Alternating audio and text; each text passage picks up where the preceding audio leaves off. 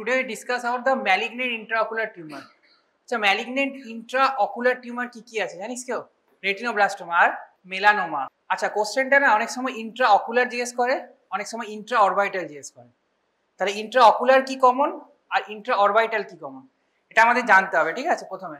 তাহলে যদি টিউমার হয় তাহলে একটা হচ্ছে ইন্ট্রাঅকুলার, ঠিক আছে, আর একটা হচ্ছে ইন্ট্রা।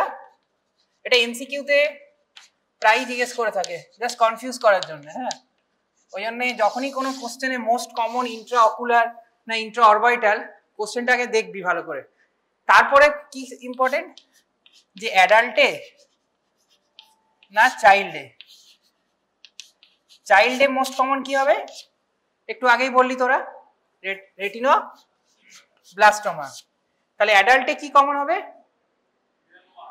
হ্যাঁ, ইউভিয়াল মেলানোমা বা মেলানোমা, ঠিক আছে। তাহলে এমসিকিউতে দুটো কোশ্চেন আসতে পারে, most common intraocular tumor in adult, answer is uveal melanoma. Most common intraocular tumor in child, the answer is retinoblastoma. কিন্তু যদি অ্যাডাল্ট বা চাইল্ড কিছুই মেনশন করা না থাকে তাহলে অ্যান্সারটা কি হবে? জাস্ট বলে মোস্ট কমন ইন্ট্রাঅকুলার টিউমার, তাহলে অ্যান্সারটা হচ্ছে ইউভিয়াল মেলানোমা। এটা অনেক বেশি হয় এর ইনসিডেন্স, মানে ইউভিয়াল মেলানোমা, ঠিক আছে। এখন যদি ইন্ট্রাঅরবিটাল জিজ্ঞেস করে, ইন্ট্রাঅরবিটালে আবার অ্যাডাল্টে যাই, ঠিক আছে। অ্যাডাল্টের আবার দুটো হয়, একটা বিনাইন একটা ম্যালিগন্যান্ট। নর্মালি বিনাইনটা জিজ্ঞেস করে। বিনাইনে মোস্ট কমন ইন্ট্রাঅরবিটাল টিউমার অ্যাডাল্টে কি হবে? ক্যাভার্নাস হিম্যানজিওমা, ঠিক আছে। এটা হচ্ছে ক্যাভার্নাস হিম্যানজিওমা। আর যদি ম্যালিগন্যান্ট জিজ্ঞেস করে, যেটা কখনো কখনো জিজ্ঞেস করে থাকে কিছু এক্সামে, সেটা হচ্ছে নন হডস্কিন লিম্ফোমা মানে এনএইচএল, ঠিক আছে। আর সিমিলারলি চাইল্ডে যদি জিজ্ঞেস করে বিনাইন অ্যান্ড ম্যালিগন্যান্ট, ঠিক আছে। তাহলে কি হবে অ্যান্সারটা? যদি ম্যালিগন্যান্টটা মোর কমনলি জিজ্ঞেস করে, ঠিক আছে, ম্যালিগন্যান্টটা কি হবে? তা এখানেই ক্যাচ, যদি ইন্ট্রাঅকুলার ম্যালিগন্যান্ট জিজ্ঞেস করে অ্যান্সার হচ্ছে রেটিনোব্লাস্টোমা, আর ইন্ট্রাঅরবিটাল যদি জিজ্ঞেস করে তাহলে অ্যান্সার রhabdomyosarcoma, ঠিক আছে। এটা হচ্ছে rhabdomyosarcoma। তো এই দুটো এমসিকিউ না মানে খুব ভাইটাল। এইটা, এটা 1 নম্বর, এইটা 2 নম্বর, আর এটা rhabdomyosarcoma। কখনো কখনো ক্যাভার্নাস হিম্যানজিওমা জিজ্ঞেস করে। আচ্ছা বিনাইনে কি হতে পারে চাইল্ডে? এটা খুব একটা কখনো জিজ্ঞেস করেনি এখনো অবধি, যেটা অ্যান্সার হচ্ছে ডার্ময়েড। নর্মাল ডার্ময়েড যে সিস্ট হয়, ডার্ময়েড। জাস্ট এই মানে টপিকটা যদি এটা যদি মনে রাখতে পারিস, তোদের আন্ডার গ্র্যাজুয়েটে তো লাগবেই, নিট পিজিতেও যখন তোরা যাবি তখন দেখবি এটা থেকে কতগুলো এমসিকিউ আসে। জাস্ট 10 থেকে 15 এমসিকিউ জাস্ট এই কনসেপ্টটা থেকে তোদের ক্লিয়ার হয়ে যাবে। তো এটা একটু মনে রাখার চেষ্টা করিস, ঠিক আছে। আচ্ছা একটা বেবি হয়েছে, ঠিক আছে, তো বেবির প্রথম আমরা কি কি আই এক্সামিনেশন করব? নর্মাল কোনো কিছু নেই বা কিছু কমপ্লিকেশন তোর মনে হচ্ছে আছে বা কিছু রিস্ক ফ্যাক্টর রয়েছে, ধর লো বার্থ ওয়েট হয়েছে বা কিছু, কি কি এক্সামিন করা উচিত? অ্যাজ এ জেনারেল ফিজিশিয়ান বা অ্যাজ এ পেডিয়াট্রিশিয়ান, অপথ্যালমোলজিস্ট কি কি এক্সামিনেশন করে, মানে কি কি এক্সামিনেশন তুই প্যারেন্টসকে অ্যাডভাইস করবি যে এগুলো করা উচিত আইতে? জাস্ট অনলি ফর আই বলতে পারবি? একটা হচ্ছে নেজোল্যাক্রিমাল ম্যাসাজ করতে হয়, জানিস তো, যখনই কোনো বাচ্চাকে হয় তখনই তার ডিসচার্জেও লেখা থাকে কিভাবে ম্যাসাজ করতে হয়, যেটা আমরা, হ্যাঁ এই যে এইভাবে, ঠিক আছে। এটা কেন করতে হয়? কেননা বাচ্চাদের হয় কনজেনিটাল নেজোল্যাক্রিমাল ডাক্ট অবস্ট্রাকশন, এটা একটা পয়েন্ট। আর কি বলবো, প্যারেন্টসকে বলতে হবে কোনো অপথ্যালমোলজিস্টের কাছে দেখাতে কোনো হোয়াইট পিউপিলারি রিফ্লেক্স দেখতে পাচ্ছি কিনা। হোয়াইট পিউপিলারি রিফ্লেক্স কখন কখন পাওয়া যায়? অনেক কজ আছে, তার মধ্যে মোস্ট কমন হচ্ছে কনজেনিটাল ক্যাটারেক্ট, রেটিনোব্লাস্টোমা, ঠিক আছে, পিএইচপিভি, এইগুলো। তো হোয়াইট পিউপিলারি রিফ্লেক্স কি করে বুঝবো? আগেকার দিনে বোঝাটা একটু টাফ ছিল, প্যারেন্টসরা বুঝতে পারতো না। এখন কিন্তু মোবাইলে ছবি তুললেই ভালো বোঝা যায়। যদি রেড গ্লো থাকে, আমি পিকচার দেখাবো, তাহলে বুঝতে পারবি ঠিক আছে নর্মাল। যদি দেখিস যে ছবিটা তুলতে গিয়ে একটা হোয়াইট পিউপিলারি মানে সাদা গ্লো দেখা যাচ্ছে, then which call it's white papery place. আচ্ছা, যে কোনো টিউমারের কি কি স্টেজ থাকে, এটা পার্সনে দেখবি একদম ফার্স্টেই লেখা আছে কি কি স্টেজ থাকে। একটা হচ্ছে স্টেজেস অফ কুইসেন্ট, মানে মানে এখনো টিউমারটা কোনো এক্সট্রাকুলার এক্সটেনশন হয়নি বা কোনো ছড়াচ্ছে না বা ওটার জন্য পেশেন্টের কোনো প্রবলেম হচ্ছে না, অ্যাসিমটোমেটিক, আরো যদি ক্লিয়ারলি বলি, ঠিক আছে। তারপরেরটা কি, যদি কোনো টিউমার মানে অকুলার টিউমার আস্তে আস্তে সাইজে বাড়ে তো কি হবে, যদি সাইজে বাড়তে থাকে তখন ওটা কি হবে, সামনে পুশ করবে, কি পুশ করবে, আইরিস লেন্স ডায়াফ্রামকে পুশ করবে, তাহলে গ্লকোমা হওয়ার সম্ভাবনা। তাহলে সেকেন্ড স্টেজ হচ্ছে গ্লকোমাটা স্টেজ। থার্ড স্টেজ কি, থার্ড স্টেজ হচ্ছে একটা এক্সট্রাকুলার এক্সটেনশন হবে, ঠিক আছে। আর ফোর্থ স্টেজ একটা ডিস্টেন্ট মেটাস্টেসিস হবে। আচ্ছা, কি কি ম্যালিগন্যান্ট ইন্ট্রাকুলার টিউমার আছে, নর্মালি এইগুলো, একটা রেটিনোব্লাস্টোমা, ইউভিয়াল মেলানোমা, মেডুলো এপিথেলিওমা, ঠিক আছে, metastatic cancer to the I. এর মধ্যে জাস্ট টু, মানে এই দুটো তোদেরকে জানতে হবে, রেটিনোব্লাস্টোমা, ইউভিয়াল মেলানোমা, আর কিছু topic metastatic cancer to the I, ঠিক আছে, সেটা বলে দেবো কি। আচ্ছা, রেটিনোব্লাস্টোমাটা কি, রেটিনোব্লাস্টোমা মানে কি রে, রেটিনা, ব্লাস্ট আর ওমা তিনটে মানে কি হয় বাংলে? ব্লাস্ট মানে কি, ব্লাস্ট সেল, জানিস তো, আর ওমা মানে টিউমার বা সোয়েলিং, তাই তো। তাহলে একটা ইম্যাচিওর রেটিনাল পলিফারেশন হচ্ছে কিছু নিউরাল রেটিনাল সেলে। রেটিনা হচ্ছে নিউরাল লেয়ার, আমরা অ্যানাটমিতে পড়েছি, বাইরেরটা ফাইব্রাস কোর, মাঝেরটা ভাস্কুলার লেয়ার, আর 3 নম্বরটা হচ্ছে নিউরাল লেয়ার। তার নিউরাল লেয়ার যে ব্লাড সেল থাকে সেখানে কোনো ইম্যাচিওর হয়েছে। কি করে ইম্যাচিওর হলো, কোনো প্যাথোজেনেসিস আছে তো, তো প্যাথোলজি পড়েছিস, কিছু তো আছে, হ্যাঁ বল, টিউমার সাপ্রেসার জিন পড়েছিস কেউ, হ্যাঁ, আরবি জিন বা P53, এগুলো হচ্ছে টিউমার সাপ্রেসার জিন।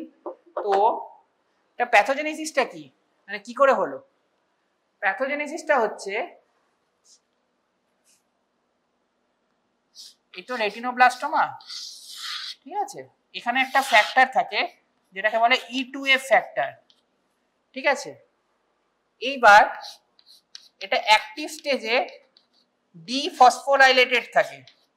ডিফসফোরাইলেটেড মানে কি, এর সঙ্গে ফসফরাইটের কোনো কম্বিনেশন থাকবে না, এটা ডিফসফোরাইলেটেড স্টেজে থাকে যখন অ্যাক্টিভ স্টেজ।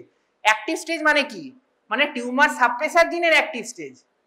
এই কনসেপ্টটা এই জন্য বোঝাচ্ছি, এখান থেকে কিন্তু এমসিকিউটা থেকে ঘুরিয়ে ঘুরিয়ে জিজ্ঞেস করবে, খুব টাফ এই জায়গাটা।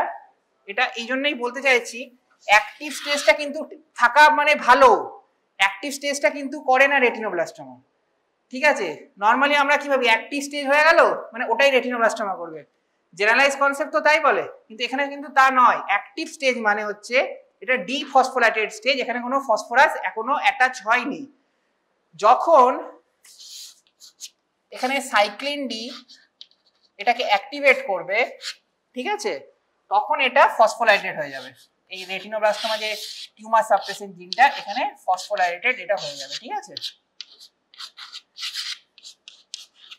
যখন এটা ফসফোরাইলেটেড হবে তখন কি হবে, এই E2F যে বাইন্ডিং ফ্যাক্টরটা সেটা রিলিজ হয়ে যাবে।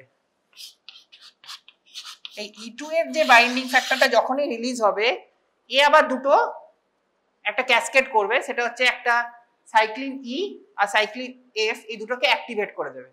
এই সাইক্লিন ই আর সাইক্লিন এফ এরা আবার G1S এন্ড G2F কে অ্যাক্টিভেট করে একটা রেটিনাল ব্লাড সেলে ম্যালিগন্যান্ট পলিফারেশন হবে। এই হচ্ছে পুরো প্যাসেজ। বেসিক্যালি আমি বলতে চাই যে এতটা জানার দরকার নেই, জাস্ট ইউ রিমেম্বার যে অ্যাক্টিভ স্টেজটা হচ্ছে ডিফসফোরাইলেটেড এবং এটা হচ্ছে সবারই থাকবে, মানে এটা হলে নর্মাল, এটা অ্যাবনর্মাল নয়। যখন এটা ইনঅ্যাক্টিভ হয়ে যাচ্ছে, মানে এটা ইনঅ্যাক্টিভ ফসফোরাইলেটেড স্টেজ, এই ইনঅ্যাক্টিভ যখন হচ্ছে তখন কিন্তু টিউমার সাপ্রেসার জিনটা থাকছে না, যখন আমরা এটাকে রেটিনোব্লাস্টোমার দিকে যাচ্ছে, ঠিক আছে। একটু আগেই বলেছি it's most common intraocular malignancy children, ঠিক আছে, কোনো জেন্ডার ডিসপোজিশন থাকে না, 1:1। বাইল্যাটারাল হচ্ছে কত, অলমোস্ট 30% মনে রাখবি তাহলেই হবে। এখানে দেখ বলছে ইউনিল্যাটারাল কেস 2 ইয়ার্সে মোটামুটি প্রেজেন্টেশন হয়, আর বাইল্যাটারাল বিফোর 12 মান্থ। কেন, অবভিয়াসলি বাইল্যাটারাল বিফোর 12 মান্থ হবে, কেননা দুটো চোখেই তো ওর অসুবিধা হচ্ছে, ও আগে প্রেজেন্ট করবে, ভিজুয়াল অ্যাকুইটির প্রবলেম হতে পারে বা অন্য কিছু প্রবলেম হতে পারে, লিউকোকোরিয়া হতে পারে, যে কোনো সাইন সিমটম তো বাইলেটারাল আগে আসবে না, ও দুটো স্কুইন্ট হতে পারে, যেটা সেকেন্ড মোস্ট কমন সিমটম। ঠিক আছে, এবার হচ্ছে কোন জিনে হয়, জাস্ট এইটা মনে রাখবি 13q14। ঠিক আছে, আচ্ছা কিউ কি রে? কিউ মানে হ্যাঁ হ্যাঁ সেটা আমি জানি, তুই বল এটা কেন, মানে পি আর কিউ ফুল ফর্মটা কি বল? সেকেন্ড ইয়ার থার্ড ইয়ার হয়ে গেছে তো, এবার বল, এক্সপেক্ট করি।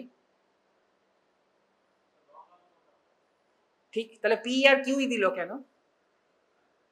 পি ফর হচ্ছে পেটিড, ঠিক আছে, মানে হচ্ছে PETID, ঠিক আছে, আর কিউ হচ্ছে, যেহেতু পিটাকে পেটিড মানে শর্ট টার্ম, ওর পরের আলফাবেটটা হচ্ছে কিউ, সেই জন্য ওটাকে কিউ করা হয়েছে।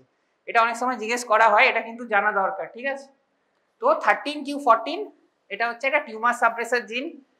আর কি কারণে হচ্ছে, there is a uncontrolled proliferation of immature retinal cell, যেটাকে রেটিনোব্লাস্ট বলে।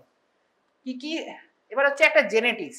আচ্ছা রেটিনোব্লাস্টোমার যদি একটা এক্সপ্লেন হয় বল, বা কোনো একটা শর্ট নোট জিজ্ঞেস করে যে জেনেটিক কাউন্সিলিং কেন ইম্পর্টেন্ট, একটা বাচ্চা রেটিনোব্লাস্টোমা হয়েছে, আমি তার জেনেটিক কাউন্সিলিং কেন করব, কি ইম্পর্টেন্স আছে জেনেটিক কাউন্সিলিং এ, করার কি দরকার জেনেটিক কাউন্সিলিং করে, বলতে পারবি কেউ? জেনেটিক কাউন্সিলিং বা জেনেটিক অ্যানালাইসিস করে আমার কি লাভ? হ্যাঁ হেরিডিটারি অবশ্যই, নন হেরিডিটারিও আছে। হ্যাঁ ঠিকই বলেছিস অলমোস্ট, ঠিক আছে। আচ্ছা এই জিনিসটা জানিস কত, এই জায়গাটা না যখনই যারা বইয়ে পড়বি এক একটা জায়গায় এক রকম ভাবে লিখেছে এক একটা বইয়ে, আমি একটু সিম্পলিফাই করে বলার চেষ্টা করছি। যদি রেটিনোব্লাস্টোমা জেনেটিক্সটা আমরা চিন্তা করি, একটা হচ্ছে ফ্যামিলিয়ার, আরেকটা হচ্ছে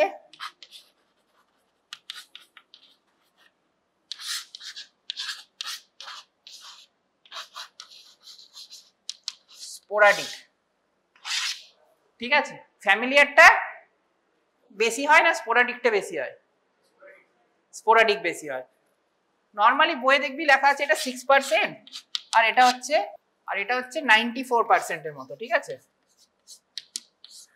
আমি এটাকে অনেক বই 6 থেকে 10 লেখা আছে, আমি ক্যালকুলেশনের সুবিধার জন্য এটাকে 10 ধরছি, আর এটাকেও 90 ধরছি। ঠিক আছে, তাহলে এই স্পোরাডিকটার আবার দুটো টাইপ হয়, একটা হচ্ছে জার্মিনাল মিউটেশন, আরেকটা হচ্ছে সোমাটিক মিউটেশন। জার্মিনাল মিউটেশন মানে কি, মানে কখন মিউটেশন হয়েছে, প্রি জাইগোটিক ফেজে একটা মিউটেশন হয়ে গেছে, মানে বেবি বর্ন হওয়ার আগেই একটা মিউটেশন হয়ে গেছে, যেটা টু হিট হাইপোথিসিস জানিস তোরা, নাটসন টু হিট হাইপোথিসিস, একটু আগে এই যে এখানে আছে তা দেখাচ্ছি। নাটসন টু হিট হাইপোথিসিস কি বলেছে, একটা প্রিজাইগোটিক ফেজে হয়ে গেছে একটা অ্যালিলে, আরেকটা যে সেকেন্ড অ্যালিলটা সেটা আফটার বার্থ হয়েছে, এটাই হচ্ছে নাটসন টু হিট হাইপোথিসিস। এখানে যেটা আসছে, ঠিক আছে, এটা হচ্ছে অলমোস্ট 30%, আর এটা হচ্ছে 60%। আমি এই 90 থেকে বলছি, কিন্তু টোটালের বলছি না, এই 90 ধর 30% হচ্ছে জার্মিনাল মিউটেশন, আর 60% হচ্ছে সোমাটিক মিউটেশন। ঠিক আছে, এইবার কোনো বইয়ে দেখবি লেখা আছে যে হেরিডিটারি অলমোস্ট 40% কেসে হয়, তাহলে এটা কি করে হলো, এই পুরোটাকে বলছে হেরিডিটারি। ঠিক আছে, এই যে হেরিডিটারি যেটা দেখছিস মানে 30 আর 10 40, এটাতেই আমাদেরকে ফোকাস করতে হবে। কেন? কেননা এখানে দুটো একটা, মানে এখানে মিউটেশনটা প্রিজাইগোটিক ফেজে হচ্ছে, আরেকটা যেটা ফ্যামিলিয়ার আছে সেটা তো আছেই, এখানেই কিন্তু অটোসোমাল ডমিনেন্ট অলমোস্ট 50% পেনিট্রেন্স থাকে, কিছু কিছু ক্ষেত্রে হয় না, কেননা ইনভেরিয়েবল পেনিট্রেন্স এই এটার জন্য। তো এই 40% কেসে, জাস্ট এই 40% কেসে বাইল্যাটারালটা হচ্ছে 80%। মানে বুঝতে পারছিস, বাইল্যাটারাল অ্যাজ এ হোল হয়তো কম 30-40%, 25 থেকে 35, কিন্তু এই জায়গাটা মানে এই জন্য আমাদের জানা দরকার যে জেনেটিক অ্যানালাইসিসটা, একটা হচ্ছে অফস্প্রিং এ যাতে ট্রান্সমিট না হয় সেই জন্য সেইভাবে কাউন্সিল করা, আর সেকেন্ড পয়েন্ট হচ্ছে যে কতটা সিভিরিটি হবে, বাইল্যাটারাল হলে তো বেশি প্রবলেম। আচ্ছা একটা পেশেন্টে ধর রেটিনোব্লাস্টোমা হয়েছে, যেহেতু রিভিশন ক্লাস তাই জিজ্ঞেস করছি, তো কি আগে প্রায়োরিটি দেওয়া উচিত, মানে কি করা উচিত, আগে প্রায়োরিটিটা কি, চোখ বাঁচাবো না লাইফ বাঁচাবো না কি করব? কি করা উচিত, চোখটা আগে বাঁচাবো না লাইফটা আগে বাঁচাবো? অবভিয়াসলি লাইফ তো আগে বাঁচাবো, তাই তো? তাহলে পেশেন্টের আগে আমাদের প্রায়োরিটি থাকবে যাতে লাইফ বাঁচানো হয়, ঠিক আছে? এমন নয় যে আগে চোখটা বাঁচাতে যাবো, চোখটা আমাদেরকে পরে বাঁচাতে হবে। কেন চোখের ধর ভিশন, চোখের মানে বাঁচানো মানে আমি এখানে ভিশনের কথা বলছি, ভিশনের প্রবাবিলিটি অনেক অনেক অনেক কম, মানে না আসার সম্ভাবনাই কম। একটা স্ট্যাটিস্টিক্স দিই, 1900 যখন ছিল, মানে 1900-এ এটাতে মর্টালিটি ছিল, রেটিনা মর্টালিটি বলছি, মরবিডিটি নয়, মর্টালিটি ছিল অলমোস্ট 98%। মানে যাদের রেটিনোব্লাস্টোমা ডায়াগনোসিস হতো 98% চাইল্ডের কিন্তু আনফর্চুনেটলি মারা যেত। যেটা এখন নাও এ ডেজ সেটা হয়ে গেছে, মানে সার্ভাইভাল রেটটা হয়ে গেছে 98%। মানে কতটা ড্রামাটিক্যালি চেঞ্জ হয়েছে ভাব, জাস্ট এই 125 বছরে, ঠিক আছে? যেটা 98% মর্টালিটি ছিল সেটা এখন 2% মর্টালিটিতে দাঁড়িয়েছে, ঠিক আছে? এটা বলছিলাম। এবার হচ্ছে ক্লিনিক্যাল ফিচার। ক্লিনিক্যাল ফিচারের মধ্যে এটা দেখ, একটা ছবি তুলতে গিয়ে ধরা পড়েছে এই চোখটা, এমনি জাস্ট একটা র্যান্ডম ছবি ক্লিক করতে গেছিল, তখন দেখা গেছে বাচ্চাটার একটা লিউকোকোরিয়া হয়েছে। যদি এক্সামে জিজ্ঞেস করে মোস্ট কমন সাইন কি, that's also leukocoria. Most common symptom কি, ওটাও লিউকোকোরিয়া, ঠিক আছে? লিউকোকোরিয়া মানে হোয়াইট পিপিলারি রিফ্লেক্স। এটা হচ্ছে second most common sign. Squint, squint কখন হয়? স্কুইন্টটা তখনই হবে যদি টিউমারটা পোস্টিরিয়র পোলে থাকে, মানে ম্যাকুলাতে থাকে। তাহলে কি হবে, ওর একটা টেন্ডেন্সি থাকবে দ্যাট ইজ ইনওয়ার্ড শিফটিং এর জন্য, মানে ইজোট্রোপিয়ার জন্য। এখানে একটা মোস্ট কমন হচ্ছে esotropia is more common than exotropia, ঠিক আছে? দেখ এই পেশেন্টটা ইজোট্রোপিয়া আছে, তা স্কুইন্ট যদি কোনো পেশেন্ট প্রেজেন্ট করে আপ টু 5 ইয়ার্স নিয়ে, অবশ্যই তো এই পেশেন্টের ডাইলেটেড ফান্ডোস্কোপি করে দেখা উচিত। আমরা নর্মালি স্কুইন্ট হলে কি হবে, ও ঠিক আছে স্কুইন্ট আছে, ঠিক আছে সেরে যাবে, বা ওটা আর কিছু করার নেই, এরকম তো ভাবি, বা পাওয়ার দিতে হবে। কিন্তু অলওয়েজ ডাইলেট করে ফান্ডাস দেখা উচিত যদি কোনো পেশেন্টের স্কুইন্ট থাকে। সবসময় যে লিউকোকোরিয়া নিয়েই আসবে এমন নয়। লিউকোকোরিয়া দেখ এখানে লেখা হয়েছিল 50% কেসে, সবসময় কিন্তু এটা কমন নয়, ঠিক আছে? রিডিউস ভিশন হবে, রিডিউস ভিশন কিন্তু খুব একটা ইম্পর্টেন্ট সিমটম নয়। রিডিউস ভিশন তখনই আমরা প্রিডমিনেন্ট সিমটম হবে যখন it's involve the macula or optic disc. এটা যদি ইনভলভ না থাকে তাহলে কিন্তু রিডিউস ভিশন হবে না। রেডনেস, রেডনেস কেন হবে? এটা স্পিল ওভার হয়, এটা তো একটা নেক্রোটিক টিউমার, তাহলে যে সেলগুলো থাকে ব্লাড সেল, সেগুলো স্পিল ওভার হয়ে কোথায় আসবে? টিউমারের সামনে দিকে কে আছে? কোরোয়েড আছে, আইরিস আছে, সিলিয়ারি বডি আছে। কোরোয়েড বা আইরিস সিলিয়ারি বডিতে যদি সেলগুলো ট্রান্সমিট হয় তাহলে একটা ইউভিআইটিস হবে, ঠিক আছে? হাইফিমা, এই পেশেন্টটা, এটা কিন্তু মানে জেনুইন পেশেন্ট, মানে বলছি ঘটনাটা, পেশেন্টটা লেফটটায় হাইফিমা নিয়ে প্রেজেন্ট করেছে, ঠিক আছে? এবার হাইফিমা নিয়ে প্রেজেন্ট করলে একজন অপথলমোলজিস্ট কি ভাববে? ওর প্যারেন্টসও হিস্ট্রি যে হ্যাঁ কোনো ট্রমা হয়েছে, তাহলে হাইফিমাটা ড্রেন করতে হবে, এটাই তো নর্মাল কমন সেন্স বলে। এবার যেই এটা ড্রেন করেছে এটা কিন্তু ব্রেনে ছড়িয়ে গেছে সেলগুলো, নর্মালি কিন্তু এখানে কিন্তু ছড়ায়নি। হাইফিমা নিয়ে রেটিনোব্লাস্টোমাটা প্রেজেন্ট করেছিল, কিন্তু আমি তো জানি না রেটিনোব্লাস্টোমা, ঠিক আছে? তাহলে তারপর যখন সিটি স্ক্যান করা গেছে তখন দেখা গেছে এটা ড্রেন করার পরে সিটি স্ক্যান করেছে, তখন এটা অলরেডি এই ব্রেনে ছড়িয়ে গেছে। দেখছে যে মানে হাইফিমাটা কমছে না, তখন ওই অপথলমোলজি স্ক্যান করেছে, তখন ছড়িয়ে গেছে এবং পেশেন্টের আনফর্চুনেটলি ডেথ হয়েছে, ঠিক আছে? কারণ এটা অলমোস্ট ব্রেনে ছড়িয়ে গেছে। মানে একটা হাইফিমা থেকে কত কিছু ডায়াগনোসিস হয়ে যায়। আমরা হাইফিমা থাকলে ভাবি ড্রেন করে দিই ঠিক হয়ে যাবে, কিন্তু করতে গিয়ে খারাপ হয়েছে, না করলে হয়তো বেটার হতো এই ক্ষেত্রে, ঠিক আছে? থিসিস বালবাই, থিসিস বালবাই মানে কি? আই বলটা সিনক্রেজ করে গেছে রাইট আইটা, ঠিক আছে? প্রোপটোসিস, প্রোপটোসিসটা এখনকার দিনে খুব আনকমন, কেননা আগে যেটা ছিল মানে 2-3 ডিকেড আগে যেটা, এটা অনেক বেশি কমন ছিল।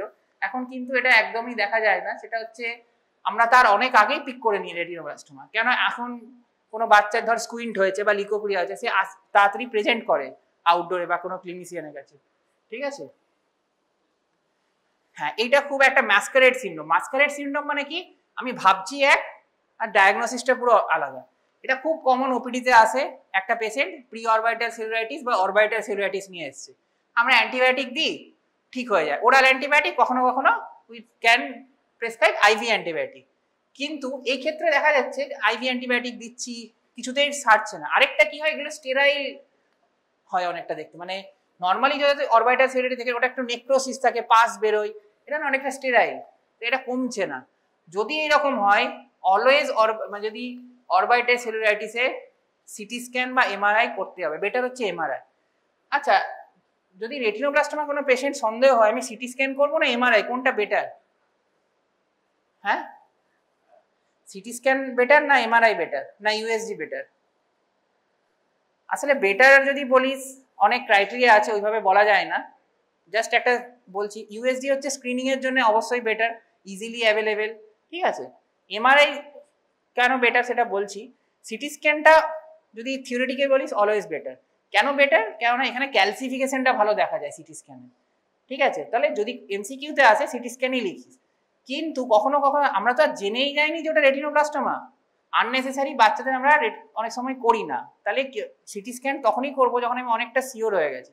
আরেকটা খুব প্রবলেম সিটি স্ক্যানের, এই যে টিউমারগুলো দেখছিস মানে রেটিনোব্লাস্টোমা দেখছিস, এর সঙ্গে না অস্টিওসার্কোমার একটা রিলেশন থাকে, ঠিক আছে। এবার সিটি স্ক্যান করলে অস্টিওসার্কোমা হওয়ার চান্স, এখানে একটা রেডিওলজিক্যাল এক্সপোজার হচ্ছে, তাহলে ওটা হওয়ার চান্সও বেড়ে যাবে, ঠিক আছে। তো এমআরআইটা করাটাই বেটার। যদি এখন ক্যালসিফিকেশন দেখতে হয় তাহলে সিটি স্ক্যান, এবার ওটাই দেখে নিবি যে কি জিজ্ঞেস করতে চাইছে এক্সামিনার, সেই মতো অ্যান্সারটা করতে হবে, ঠিক আছে।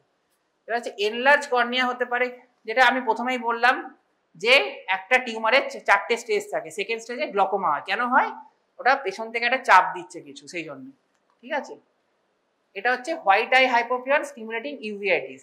দেখ এইরকম বাচ্চাদের যদি কোনো ইউভিআইটিস হয়, এটা ভীষণ রেয়ার, মানে কিছু একটা প্রবলেম আছে। বাচ্চাদের ইউভিআইটিস কিন্তু এমনি এমনি হবে না, অ্যাডাল্ট ইউভিআইটিস হতে পারে। এরকম যদি হোয়াইট আই হাইপোপিয়ন, এটা কি বলতো, এটা আসলে ব্লাড সেল যেটা স্পিল ওভার করে অ্যান্টিরিয়ার সেলে, অ্যান্টিরিয়ার চেম্বারে এসে গেছে, ঠিক আছে। তাহলে এটা always suspect for any tumour or মানে রেটিনোব্লাস্টোমা। এটা সঙ্গে সঙ্গে পেশেন্টের USG or CT scan MRI advice করা উচিত। ভিট্রিয়াস হেমারেজ, এটা নর্মালি দেখে তো ভিট্রিয়াস হেমারেজই লাগছে, বুঝতে পারছিস তো, ব্লাড আছে।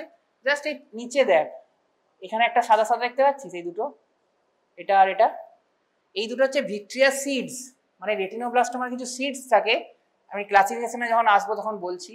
তখন এই সাদা সাদা গুলো যেটা, এগুলো কনফাইন্ড হয়ে আছে অনেক নিচের দিকে, এইটা থেকে কিন্তু সাসপেক্ট করা যায় এটা রেটিনোব্লাস্টোমা। এখানে কিন্তু কোনো টিউমার নেই পুরো সেলে, ঠিক আছে।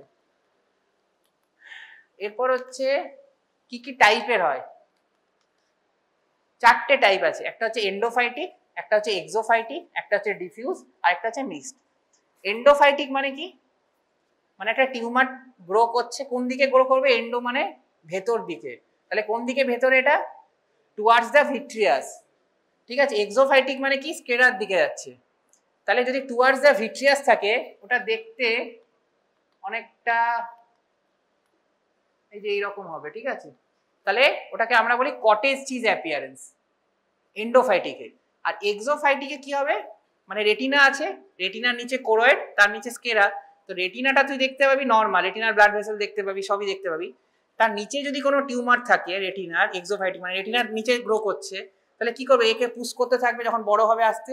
তাহলে দেখে it's resemble like a exudative retinal detachment. এটা কিন্তু মানে রেটিনাল ডিটাচমেন্ট হচ্ছে না, এটা resemble like a exudative retinal detachment, এটা হচ্ছে এক্সোফাইটিক। ইএক্স থেকে এক্সুডেটিভ রেটিনাল ডিটাচমেন্ট, এটা মনে রাখবি তাহলেই হবে। আর এন্ডোফাইটিকে মনে রাখবি কটেজ চিজ অ্যাপিয়ারেন্স। আর ডিফিউজ একটা হয় যেটা বলছিলাম, ভিট্রিয়াস সিড যেগুলো থাকে। আর মিক্স মানে এন্ডোফাইটিক আছে, তার সাথে এখনো ভিট্রিয়াস সিড আছে, ওকে। এবার হচ্ছে ডায়াগনস্টিক। কি ডায়াগনস্টিক করব? রেটিনোব্লাস্টোমা অনেক ক্ষেত্রেই দেখা গেছে যে সাইন সিমটম থেকে আমরা অনেকটা ডায়াগনোসিসে রিচ করে যাই। এরপর কিছু ডাউটফুল যখন রয়েছে, আমাদেরকে ইনডিরেক্ট অপথ্যালমোস্কোপি করতে হবে with +20 dioptre range with scleral indentation, এই পুরোটা লিখতে হবে, ঠিক আছে।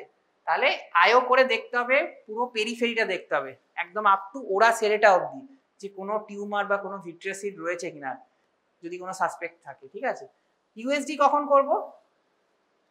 ইউএসডি 2-3টে কন্ডিশনে আমরা করতে পারি। ধর পেশেন্ট কোঅপারেটিভ নয়, দেখতে দিচ্ছে না ভালো করে, আয়ও করা যাচ্ছে না ভালো করে, কোনো বা আয়ো তার আগে ক্যাটারেক্ট আছে, পেশেন্টের পেনফুল আছে, এরকম কোনো কন্ডিশন থাকলে আমরা ইউএসজি করতে পারি। নইলে আমরা আয়ো করে কিন্তু বেটার ডিলিনিয়েট করতে পারবো, ঠিক আছে। আরেকটা করতে পারি, আয়ো করলে ইউএসজি করলে আমরা ওটাকে ডিফারেন্সিয়েট করতে পারি অন্য ডিফারেন্সিয়াল ডায়াগনোসিস যেগুলো আছে প্রাইমারি, যেমন পিএইচপিভি, এগুলো থেকে আলাদা করার জন্য ইউএসজি করতে পারি। সিটি স্ক্যান যেটা বলছিলাম, দুটো কারণে করতে পারি, ক্যালসিফিকেশন থাকার জন্য, আর কোনো এক্সট্রাকুলার এক্সটেনশন হয়েছে কিনা, আর ইনভেশন অফ অপটিক নার্ভ হয়েছে কিনা, ঠিক আছে। এমআরআই, এমআরআইটা আমরা যেটা বলছিলাম যে যদি মানে ট্রাইল্যাটারাল বা কোয়াড্রিল্যাটারাল রেটিনোব্লাস্টোমা করি বা বাইল্যাটারাল, তখন আমরা এমআরআইটা বেশি প্রেফার করি। ট্রাইল্যাটারাল রেটিনোব্লাস্টোমা কি? বাইল্যাটারাল মানে দুটো চোখে হলো, ট্রাইল্যাটারাল মানে দুটো আইতে হলো প্লাস পিনিয়ালোব্লাস্টোমা, পিনিয়াল গ্ল্যান্ডে হয়েছে, সেটাকে বলি ট্রাইল্যাটারাল রেটিনোব্লাস্টোমা। আর একটা কোয়াড্রিল্যাটারাল রেটিনোব্লাস্টোমা আছে। কোয়াড্রিল্যাটারাল হচ্ছে bilateral retinoblastoma plus pinealoblastoma plus suprasellar কোনো টিউমার, এই চারটে যদি থাকে then we call it's quadrilateral retinoblastoma. আর কি কি টেস্ট করা যায়? এগুলো থিওরিটিক্যাল, কেউ করে না। একটা হচ্ছে এলডিএইচ লেভেল দেখতে হয়, একটা প্রথমে এলডিএইচ লেভেলটা ব্লাডে নিতে হয়, ব্লাড থেকে নিতে হয়, ব্লাডে চেক করতে হয় এলডিএইচ কত আছে, অ্যাকুয়াস হিউমারে কত হয়, ওটা গ্রেটার দেন যদি 1 থাকে রেশিওটা, দেন আমরা সাসপেক্ট করতে পারি। এগুলো সব থিওরিটিক্যালি, ঠিক আছে। প্যাথোজেনেসিস তো বলেছি, জাস্ট ছবিগুলো দেখাবো। হ্যাঁ, গ্রেড 1 এটা হচ্ছে ফ্লেক্সনার ওয়াইনস্টাইন রোজেট। এটা কি করে বুঝবি? জাস্ট একটা পিকচার দেখে, এত তো দেয়া থাকবে না, এটা খুব জিজ্ঞেস করে তোদের নিট পিজি যখন যাবি, জাস্ট এই পিকচারটা দেখে ডায়াগনোসিস জিজ্ঞেস করবে। কি করে বুঝবি? এখানে একটা হ্যালো লুমেন রয়েছে, দেখ, ঠিক আছে। এবার এটা হচ্ছে কি মডারেটলি ডিফারেন্সিয়েটেড হোমাররাইট রোজেট। হোমাররাইটে কোনো লুমেন থাকবে না, ঠিক আছে। বাকি সব ব্লাড সেলগুলো এরকম ঘুরে থাকে, কোনো লুমেন নেই, দেখ এটা আর এটার মধ্যে ডিফারেন্সিয়েট, দেখ, ঠিক আছে। আরেকটা, এটা কখনো খুব একটা জিজ্ঞেস করে না, ফ্লুরেট। ফ্লুরেটে কি থাকবে? এই যে বাল্বগুলো দেখছিস, একটা এক্সটেনশন থাকবে, cellular extension of bulb retinoblastoma সেলের কাছে, ঠিক আছে। স্টেজিং, স্টেজিং না খুব একটা লাগে না, জাস্ট আমি একটু ইজি করেই বলছি। এই ক্লাসিফিকেশনটা বেটার মনে রাখার জন্য।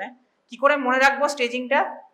একটা হচ্ছে group A, group B, group C, group D আর গ্রুপ ই, ঠিক আছে। গ্রুপ এটা কি? গ্রুপ এ হচ্ছে সাইজ কম থাকবে। এ মানে কি আস্তে আস্তে তো হবে ছোট, তাহলে লেস দেন 3 মিলিমিটার থাকবে সাইজ। আরেকটা হচ্ছে একটু দূরে থাকবে। এ ফর মনে রাখবি away from the critical structure. Critical structure কি? আমাদের আইতে ক্রিটিক্যাল স্ট্রাকচার কি? একটা হচ্ছে ম্যাকুলা বা ফোভিয়া, আরেকটা হচ্ছে অপটিক ডিস্ক। তাহলে অ্যাওয়ে কেন? Located farther than 3 millimetre from fovea and 1.5 millimetre from optic disc. তাহলে এ হচ্ছে অ্যাওয়ে ফ্রম ক্রিটিক্যাল স্ট্রাকচার। বিটা কি? বি হচ্ছে একটু বিগার টিউমার, একই জিনিস জাস্ট রিভার্স করে দেয়। 3 মিলিমিটার এটা কম ছিল, এটা গ্রেটার দেন 3 মিলিমিটার। এটা ছিল 3 মিলিমিটার থেকে বেশি দূরে, এটা 3 মিলিমিটার থেকে বেশি কাছে। এ আর বিটা জাস্ট রিভার্স, ঠিক আছে। ক্লাসিফিকেশন এইভাবেই মনে রাখে, কেউ একদম এইভাবে ডেফিনেশন করে মনে রাখা পসিবল নয় ক্লিনিক্যাল প্র্যাকটিসে, ঠিক আছে। এবার যখন গ্রুপ সি আর গ্রুপ ডিতে কি করবি?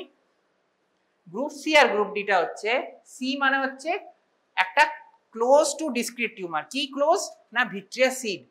সি ফর হচ্ছে ক্লোজ টু, যে নর্মাল টিউমার থেকে যে ভিট্রিয়াস যে সিডগুলো বলছিলাম সেটা কতটা আগে পেছনে আছে।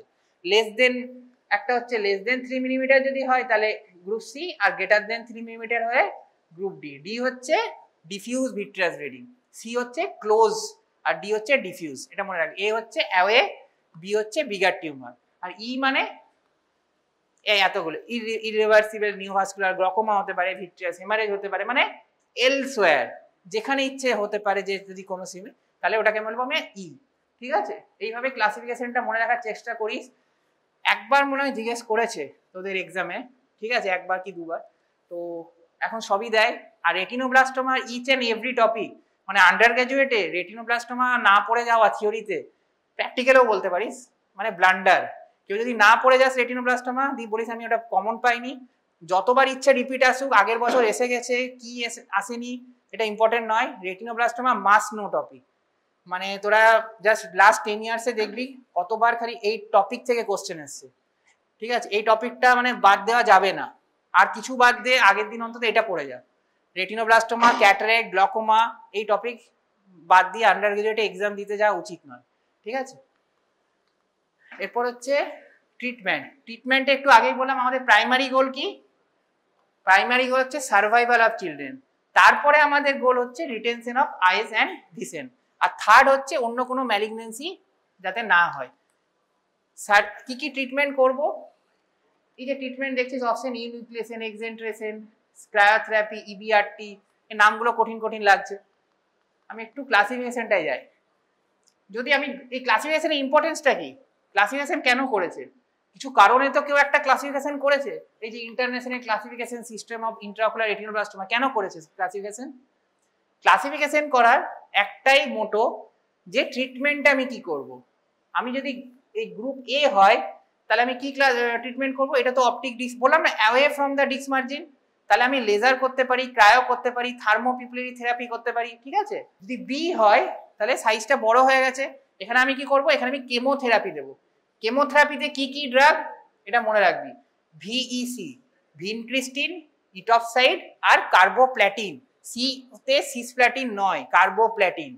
এমসিকিউতে আমি বলেই দিচ্ছি, ওরা অপশন দেবে 4টে, যেখানে সিসপ্ল্যাটিন দেবে এবং কার্বোপ্ল্যাটিন দেবে, যাতে তুমি কনফিউজ হোস, ঠিক আছে। Carboplatin, not cisplatin. আর কি করতে পারি এখানে, আরো যেগুলো আগের যে অপশনগুলো ছিল সেগুলো আমি অ্যাড করতে পারি। গ্রুপ সি তে যেখানে ভিট্রেস সিডিং হচ্ছে, ভিট্রেস সিডিং হলে তো আমার আর লেজার করলে হবে না, তো পুরো জায়গায় ছড়িয়ে গেছে, তাহলে এখানে আমি কি করব, এখানে কেমোথেরাপি করতে পারি অবভিয়াসলি, যেটা আগে বললাম। আরেকটা করে থাকে সেটা হচ্ছে ইন্ট্রা আর্টেরিয়াল কেমোথেরাপি করতে পারি।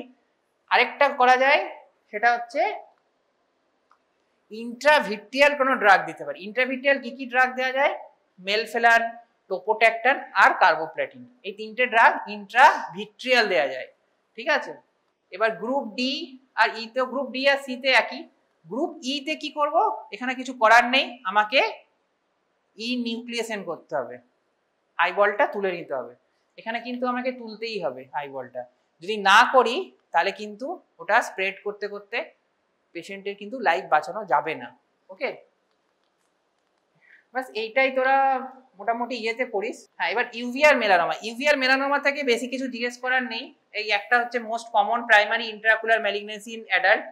আরেকটা তোদের জিজ্ঞেস করে এই যে এই স্লাইডটা খালি মনে রাখিস, একটা 3টে টাইপের সেল হয়, একটা স্পিন্ডেল এ, স্পিন্ডেল বি আর স্পিন্ডেল মিক্সড, আর একটা এপিথেলিয়েড। এ বি মিক্সড আর এপিথেলিয়েড, এখানে একটা লেখা নেই, ঠিক আছে। আর এই ক্লাসিফিকেশনটার নাম হচ্ছে মডিফাইড ক্যালেন্ডার ক্লাসিফিকেশন, জাস্ট নামটা মনে রাখিস, আর কিছু জানতে হবে না এখান থেকে। এটা যদি আসে ম্যাক্সিমাম শর্ট নোট দিলেও দিতে পারে, তবে এখন অবধি মনে হয় আসেনি, ঠিক আছে। কি কি লিখবি, এই টাইপগুলো লিখে দিবি, কি কি ক্লিনিক্যাল ফিচার হয়, অ্যামেলানোটিক হয়, হাইলি পিগমেন্ট হয়, ডিফিউজ হয়, এক্সুডেটিভ আরডি হয়। এখানে কিন্তু প্রপারলি এক্সুডেটিভ আরডি হয়। রেটিনোব্লাস্টোমা বললাম না, it's resemble like exudative RD in exophytic, এখানে কিন্তু প্রপার এক্সুডেটিভ আরডি হয়, ঠিক আছে। আরেকটা হচ্ছে বি স্ক্যান, এখানে দেখ বি স্ক্যান যদি করিস একটা হোমোজিনাস পুরো রাউন্ড শেপের লেসন দেখতে পাবি বি স্ক্যানে। রেটিনোব্লাস্টোমার মধ্যে কিন্তু এরকম ডিসক্রিট আলাদা আলাদা আলাদা আলাদা দেখা যেতে পারে, বা এত রাউন্ড শেপের দেখা যাবে না, ঠিক আছে।